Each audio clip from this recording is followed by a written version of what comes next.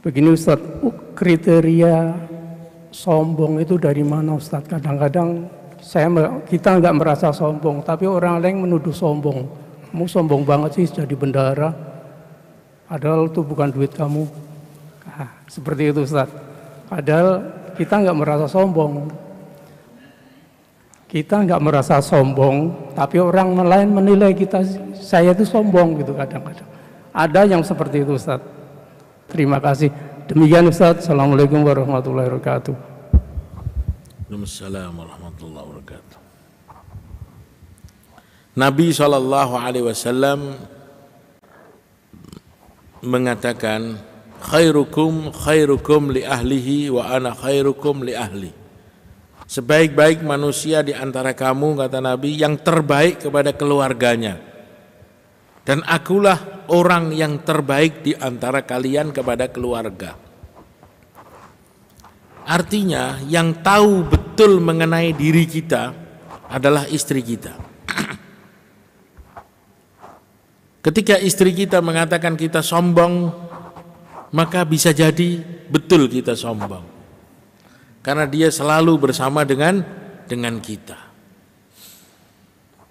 Supaya kita menghindari sifat-sifat tercela, maka kita harus banyak membaca sejarah Nabi SAW, sifat para sahabat Nabi Muhammad SAW. Itu panutan kita, itu panduan kita.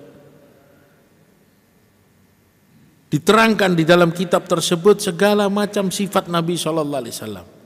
Bagaimana Nabi menghadapi anaknya, bagaimana Nabi menghadapi istrinya, bagaimana Nabi bermasyarakat, bagaimana Nabi berdagang, bagaimana Nabi menghadapi jamaah masjid, bagaimana Nabi sebagai sosok pemimpin, semuanya ada. Nah, ketika itu kita pelajari, kemudian kita amalkan, kemudian kita serahkan kepada Allah apa yang kita lakukan. Tapi kalau kita tidak pelajari hal tersebut, kita hanya bikin-bikin dan karang-karang sesuai dengan kepala kita, ini yang akan menyebabkan kesalahan. Oh, menurut saya tidak sombong. Persetan orang menuduh saya sombong. Yang penting kan saya tidak sombong. Nah, tidak sombongnya kita ini barometernya apa? Tidak sombongnya kita ini barometernya pengetahuan kita atau sunnah Rasul.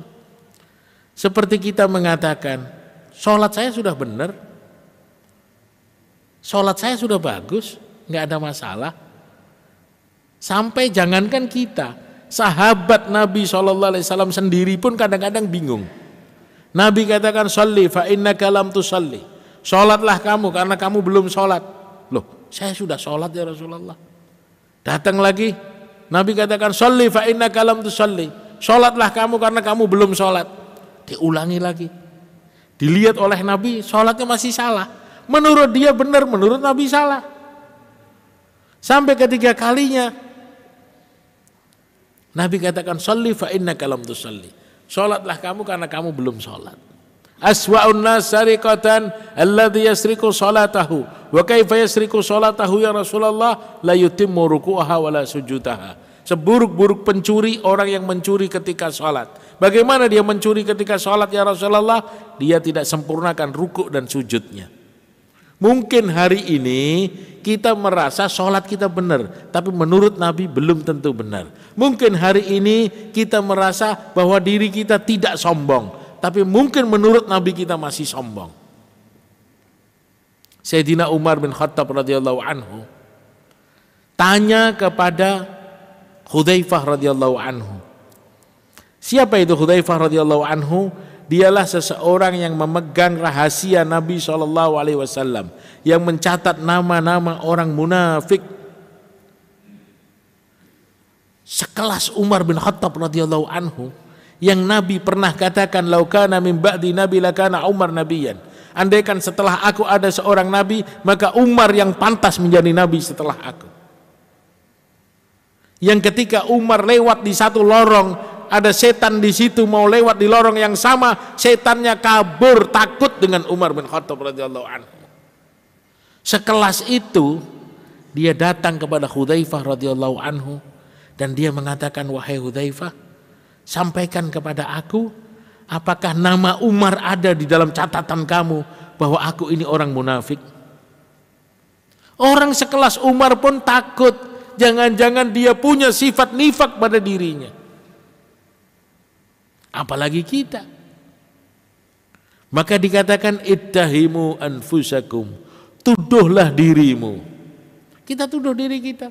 Kita masih sombong, kita masih angkuh, kita masih bakhil, kita masih kasar. Supaya apa? Supaya kita terus memperbaiki diri, memperbaiki diri, memperbaiki diri, memperbaiki diri. Sampai kapan? Sampai mati. Alamatus syaqawah arba'atun. Tandanya orang celaka itu ada 4. 1, nisyanu dzunubil madiyah wa hiya indallahi mahfudhah. Dosa-dosa yang pernah dia lakukan, kesalahan yang dia miliki dilupakan begitu saja. Seakan-akan itu bukan milik saya. Dosa itu bukan milik saya. Kesalahan itu bukan milik saya. Sifat buruk itu bukan milik saya. Itu milik orang itu. Itu milik si fulan. Saya tidak. Nah, ini celaka. Nisyanu dzunubil madiyah wa hiya indallahi mahfudhah. Dia lupakan dosa-dosa yang pernah dia lakukan di masa lalu, padahal dosa itu terekam. Yang kedua, yang celaka juga, wa ayyadhkur hasanatahu wa huwa la yadriku bilat amruddat. Kebaikan-kebaikan yang pernah dia lakukan diingat-ingat, diungkit-ungkit. Oh, saya enggak punya sifat buruk itu. Itu bukan milik saya sudah bagus. Insya Allah saya punya sifat-sifat mulia. Saya tidak sombong, saya tidak angkuh, saya tidak kasar, saya tidak pelit. Ya. Wa huwa la yadriku bilat amruddat.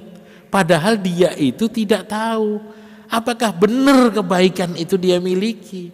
Apakah benar kebaikan itu mendapatkan ganjaran dari Allah? Karena belum tentu. Maka yang baik bagaimana? Di balik kesalahan, dosa, itu kita ingat-ingat. Supaya apa? Supaya kita terus memperbaiki diri. Kebaikan yang kita miliki jangan diingat-ingat. Supaya apa? Supaya ikhlas dan sampai kepada Allah. Dan kita harus terus merasa bahwa diri kita lemah. Kapan ilmu itu akan terputus dari kehidupan kamu? Kata Sayyidina Ali radhiyallahu anhu, ketika kamu mengatakan saya sudah tahu. Ketika kita mengatakan saya sudah tahu, saat itu ilmu terputus dari kehidupan kita. Maka kita terus berjuang, memperbaiki diri, memasukkan sifat-sifat yang mulia, membuang sifat-sifat yang buruk. Inilah ciri-ciri hamba Allah yang akan Allah jadikan sebagai ahli surga.